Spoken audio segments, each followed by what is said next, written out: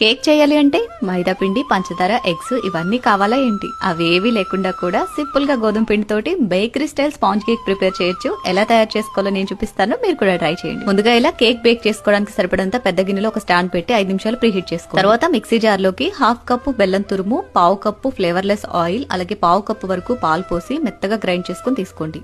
ఇలా గ్రైండ్ చేసుకున్న తర్వాత ఒక బౌల్లోకి తీసేసుకుని మనం బెల్లాన్ని మెజర్ చేసుకుని అదే కప్ తోటి 1 కప్పు గోధుమ పిండి, 1/2 స్పూన్ వరకు బేకింగ్ పౌడర్, అలాగే 1/2 స్పూన్ వరకు బేకింగ్ సోడా వేసి జల్లించుకోండి. నెక్స్ట్ ఒక అరకప్పు పాలని కొంచెం కొంచెంగా పోసుకుంటూ ఉండలు లేకుండా కలిపేసుకోండి. మొత్తంగా 1 కప్పు పాలు, 1 కప్పు గోధుమ పిండి యూజ్ చేస్తాము. ఇలా ఉండలు లేకుండా చక్కగా కలుపుకున్న తర్వాత 1 స్పూన్ వెనిలా ఎసెన్స్ కూడా యాడ్ చేసుకుని విస్కర్ తోటి ఉండలు లేకుండా రిబ్బన్ కన్సిస్టెన్సీ వచ్చేట్టు కలుపుకోండి.